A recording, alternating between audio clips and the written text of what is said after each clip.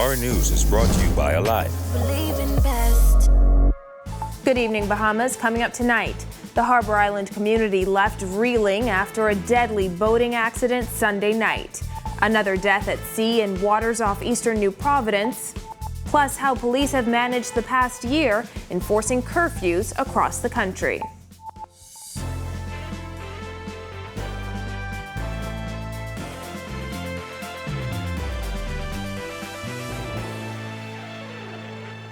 Welcome to our news and thanks for joining us. I'm Christina Dragovich. Topping news tonight, a tragic start to the week for 3 Eleuthera families after 2 women and 1 man were killed in a boating accident. Kyle Joaquin is on the island and has the latest. This here is just one of the 2 boats involved in that accident. As you can see, based on the damage, the sheer impact of that collision, but this accident sending shockwaves through mainland Eleuthera as well as Harbor Island. A boat capsized in water near the dock on Harbor Island. On the other side anchored another boat with a badly damaged bow. All that's left after a 24-foot Mako and a 20-foot Phoenix collided near Girls Bank just off Harbor Island. There was about 7 persons on the vessel that received the most damage. 5 of those persons would have gotten thrown off the boat. Officers left the dock here along with a number of locals to begin search and rescue. Moments later, their search would prove their worst fears to be true. He went under and he said he feels something, and then went back down and he brought up this beautiful girl, and everybody started screaming, and they got so frantic, whereas the police pulled up and they started telling everybody to leave. A few hours later, the body of the other woman was found. Donovan Clare says the scene was chaotic as the bodies of 2 Eleuthera women were pulled from the water. They were later identified as Leanna Cartwright and Candace McDonald. Clare, who didn't wish to be on camera as he was grief-stricken, says his search efforts went well into the morning as the search continued for his nephew, Jay Roberts. Sadly, Clare had the tough task of pulling his body from the water. His pants still wet from the ordeal as he spoke with us this morning. I dove over because he was just laying on his back, faced up, with his hands up. It was sad, and they was like, "Oh, get some goggles." I was like, "Goggles? I don't need no goggles." I just dove over and brought him up. The incident sending shockwaves throughout the island as 3 other people on the boat were airlifted for treatment. I just saw them out here at the edge of the bank. They call it Girls Bank, and they was the 2 boats. Yeah, the 2 boats looking for the person, and they found it. A bonefish authority found it, and they got the body and they brought it in. But I think they took it in the Spanish Wells because the morgue is full. It was chaotic there, People go on, they had airlifting folks in Nassau, because you had to airlift 3 people into Nassau, It was shocking, because we don't have those kind of things on the island. Police investigations continue. Meanwhile, family and friends of the victims are left to mourn the loss of the 3 young lives lost. I went by the clinic and I couldn't believe it, because he's a nice guy, man. He don't bother no, he don't trouble no one. That's a freak accident. I don't know. That got everyone sad right now. From Harbor Island for Our News, I'm Kyle Joaquin. Our Kyle Joaquin is in Eleuthera all week long. Be sure to follow Our News on Facebook for the latest updates. Well, tensions ran high as police investigate the death of a man killed when his jet ski collided with a boat in waters off eastern New Providence Sunday. Jared Higgs tells us more.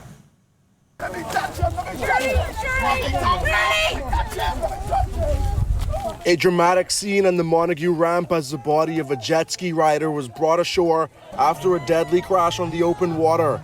Shocked family members who gathered were inconsolable.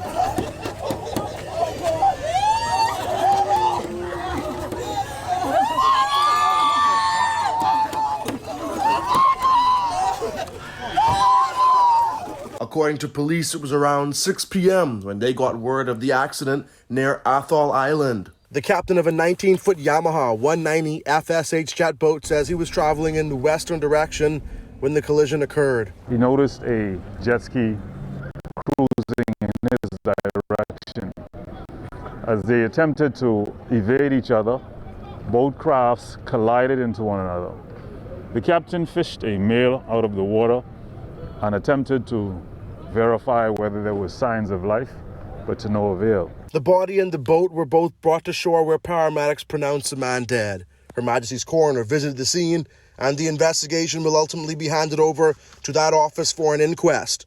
Police press liaison ASP Audley Peters says it was busy on the water in the lead up to the crash. The facts with that, it's not clear at the moment as to what it, but we understand there were a number of boats in the waters and they were coming from an area. Meanwhile, on scene, tensions ran high. Kindly step back. If I ask this question, if I make this statement another time, everybody go back beyond this building. Everyone go back beyond this building. The man on that jet ski sustained serious face injuries, according to Peters. The captain of the boat wasn't injured. Peters warns members of the public to follow the emergency orders, even when traveling between islands by boat. We do understand that on some islands that the curfew itself is lax, but however, when leaving the New Providence or the islands that are under the curfew, we should follow the protocols. Reporting for Our News, I'm Jared Higgs. Well, an off-duty police officer placed on leave after fatally shooting a man over the weekend. According to the Commissioner of Police, that officer is also recovering in hospital following the altercation. I've spoken to him and I'm going to visit him this afternoon. He suffered a fractured left jaw and severed, well, cut to his ears, not severed, and a fractured hand. And so we want to give respect to him as we do this investigation. That'll follow the same procedure as we do with any and all of our investigations. Police say the altercation took place in a parking lot off East Street around 10 p.m. Friday. The officer, who was a patron, attempted to defuse an argument. The man later confronted the officer with a baseball bat, striking him in his head and face several times. The officer, armed with his service weapon, fired several shots at the man, fatally wounding him. The commissioner says the incident will be investigated. Whenever these matters happen, they're going to be investigated. The evidence will be tendered in court.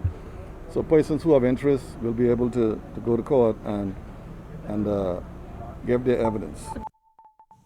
Well, it's been nearly 1 year since officers had to enforce the emergency powers orders, and that task has not been easy. Police Commissioner Paul Roll says with so many of his officers exposed to the deadly virus, executing their duty was far from easy. Jillian Gray has more.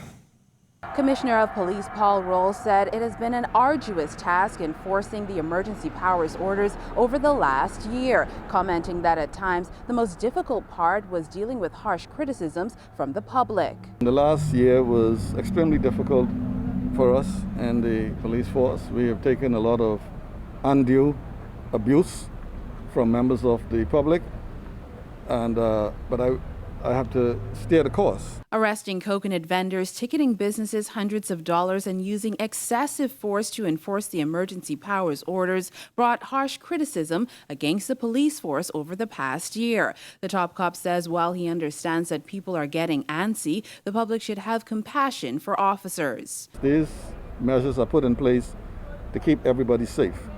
You don't need to take it out on your police because, you know, we get sick too. And we get tired too. But every day, despite the fact that those officers are tired, they put their uniform on and they go out and stand in the hot sun and in the rain in order to keep everybody safe. Roll says he's had to keep his officers focused and fed, at times cooking up to 1,000 meals a day as there were no restaurants open to them.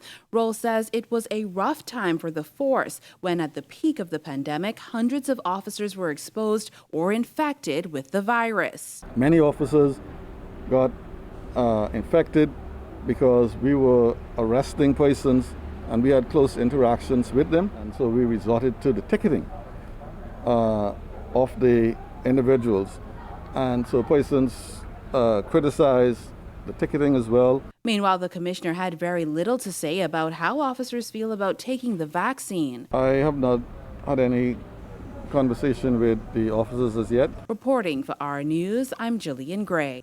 Well, the Bahamas recorded its first case of COVID-19 1 year ago on March 15, 2020. At the time, health officials were monitoring how cases of the virus were unfolding around the world and knew that it wasn't a matter of if, but when. It was, kind of the dreaded anticipation. We knew it was going to happen. We expected it was going to happen, and yet, when it finally did happen, it's like you get punched in the gut. It was a defining moment, but it wasn't as if, it was by surprise. The breakdown examines how far the Bahamas has come since the country recorded its first case of COVID-19, launching us into the pandemic. That Our News special airs tonight on RTV. Meanwhile, the appointment system for the COVID-19 vaccine goes live tomorrow for eligible groups under the first phase of the vaccine rollout. Be sure to follow Our News on Facebook for more information about who is eligible during the first phase. And beautiful conditions over the weekend. Greg Thompson is in the Weather Center with a look at our current conditions.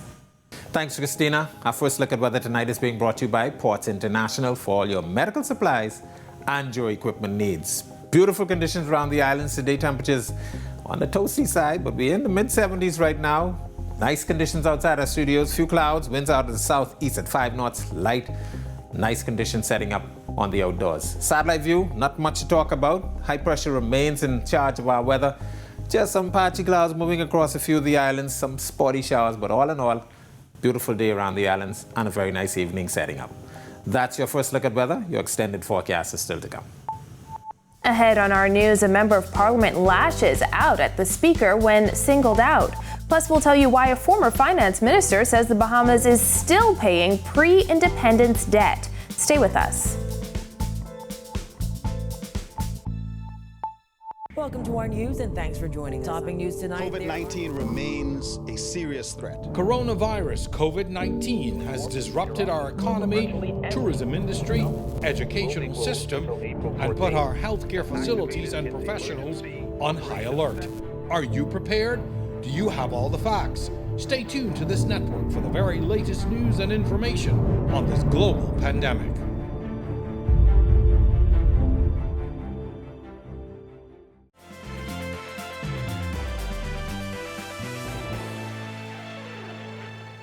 The House of Assembly getting off to a fiery start after House Speaker Halson Moultrie called on several members of Parliament to throw a blow for democracy. Bethany McDermott reports.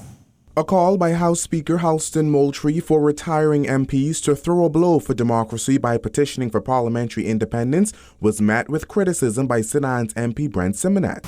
Today I call on those members to throw a blow for democracy, for top parliamentary democracy, by supporting the initiative for the independence of this parliament. The speaker was also referring to Garden Hills MP Brentel Roll, East Grand Bahama MP Peter Turnquest, and Mangrove Key South and Central Andros MP Picewell Forbes. The call, however, prompted this rebuke from Simonet, who says the speaker should not make such requests.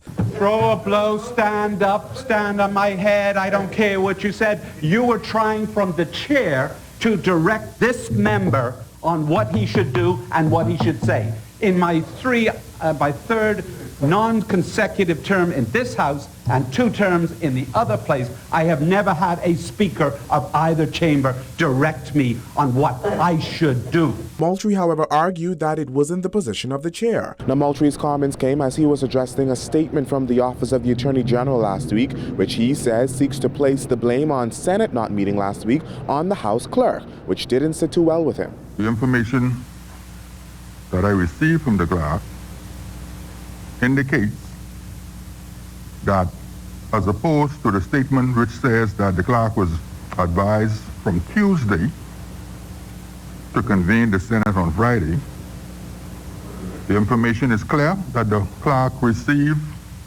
such information at 6:18 p.m. on Thursday. He added the statement seeks to place the blame on the parliamentary clerk, which he says was a misrepresentation of what transpired. He also renewed the call for an independent parliament after he received a correspondence from the cabinet secretary, which he says suggests that the clerk, in concert with cabinet office, should prepare the agenda for each meeting of parliament. It's a matter he calls unbelievable, amplifying the need for an independent parliament. Leader of government business Renwood Wells sought to defend government's position, arguing that it's a process. Reporting for Our News, I'm Bethany McDermott.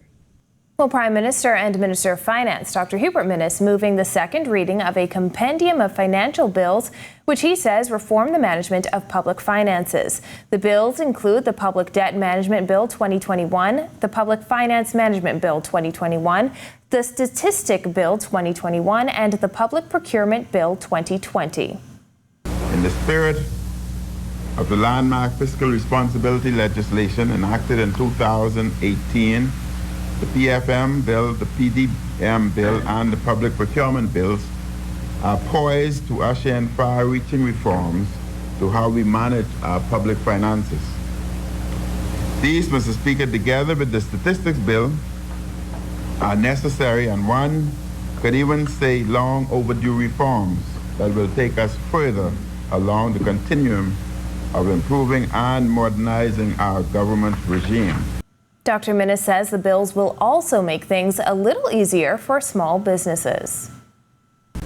This bill will allow the minister to set aside certain jobs exclusively for Bahamian small businesses. We are once again showing our support by putting into the bill the means for us to set aside specific jobs just for them, where they do not have to compete with larger, more established businesses. Meanwhile, East Grand Bahama MP Peter Turnquest today defending government's sinking fund, noting that the government set up the fund to pay on existing debts dating back to independence and earlier. It's historical, goes all the way back to independence. In fact, previously independence. We've always had deficit spending, and we have not paid back substantially any of our borrowings from independence, Mr. Speaker. Never done it. The former finance minister stepped up to defend the fund after Exuma's and Ragged Island MP Chester Cooper questioned the purpose of the sinking fund. Up to July 2020, the government did contribute to the sinking fund to pay these loans back, but two things apparently changed this fiscal year. This administration stopped contributing to the sinking fund, as well as we stopped recording the sinking fund as an expense entirely. Cooper telling parliamentarians he stands by his statements and the references made. When our news comes back from the break, learning more about the software that will manage the vaccine rollout, plus Marcellus Hall has the latest sports highlights. The details when our news returns. Welcome to our news and thanks for joining us. Topping news tonight. COVID-19 remains a serious threat. Coronavirus COVID-19 has disrupted our economy, tourism industry, educational system, and put our healthcare facilities and professionals on high alert. Are you prepared? Do you have all the facts? Stay tuned to this network for the very latest news and information on this global pandemic.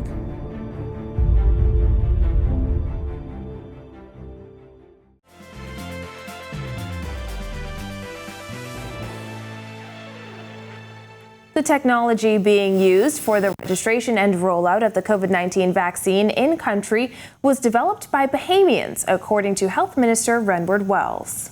It was developed here in the Bahamas, and I'm very proud of the Bahamian people's capacity, ingenuity, to be able to just get things done. Wells was referring to the electronic immunization record, which will track individuals who get which doses and when. The vaccine committee would have scheduled already a number of individuals through the EIR, the electronic immunization record, which is our digital platform that we're actually going to be using for all of the vaccinations and vaccines in country. I would say that the thing that I'm most proud of is the fact that we now have a digital record whereby we can monitor and do some other things in the vaccine sphere. And Kai Jones and the Longhorns claim the conference championship. Marcellus Hall tells us more. Hi, thanks a lot. Welcome to our sports on a Monday, everybody. I'm Marcellus Hall. There is no scientific study that's been done so far, but I can tell you this kind of factually, that is that whenever the Bahamian athletes go to a particular institution, things usually turn out pretty well. Case in point, Texas Longhorns had not won the Big 12 championship in, well, forever. Until along comes Kai Jones during the Big 12 championship game. Let's take a look. Texas Longhorns featuring Bahamian Kai Jones taking on Oklahoma State in the Big 12 championship game. Longhorns' Matt Coleman He would pour in a career-high 30 points. Jericho Sims also putting up a career-high 21 points to go along with 14 rebounds. Texas, they hold off a resilient Oklahoma State squad down the stretch. They pull off the 91-86 victory. Now the win for the Longhorns, their 7th over top 25 opponents this season. Kai, who played a big role in the first half, finished with 13 points, 5 rebounds, this despite just playing 18 minutes due to foul trouble. Texas now advancing to the NCAA tournament as a 3 seed. Their first game comes your way on Saturday when they go up against Abilene Christian. And that's your Monday Sports Check. I'm Marcellus Hall. Back to you. Still to come, a look ahead at this week's weather and how play can help parents and kids get through tough times. Stay with us. Welcome to our news and thanks for joining us. Topping news tonight. COVID-19 remains a serious threat. Coronavirus COVID-19 has disrupted our economy, tourism industry, educational system, and put our healthcare facilities and professionals on high alert. Are you prepared? Do you have all the facts? Stay tuned to this network for the very latest news and information on this global pandemic.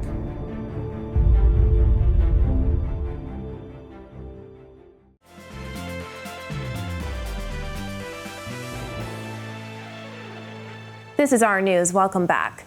Breezes are expected to pick up soon. Greg is back in the Weather Center with the details. Thanks, Christina. Our second look at weather tonight is being brought to you by 7 Seas, distributed by Nassau Agencies. Beautiful conditions around the islands once again. High pressure remains in charge, and high pressure extending out of the Gulf of Mexico, across the Bahamas and into the Atlantic. That high is actually responsible for keeping 2 major systems, one across the central portions of the United States and another big low pressure system in the Atlantic well to the north. So that's going to keep us very nice for the next couple of days. Toasty conditions, light winds, but we expect those winds to pick up by the middle of the week. Boating forecast for all areas tonight through tomorrow. Your winds will start off east to southeast 10 to 15 knots, but they will be picking up near 15 knots tomorrow. Seas running 3 to 5 feet over the ocean. Your high tide will be at 10 p.m. tonight. Here's a look now at your national forecast.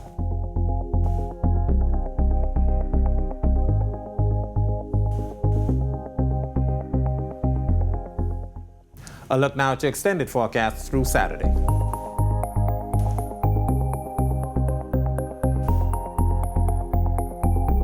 Looks like we may see one more front by the end of the weekend. That's your look at weather. Back to you, Christina.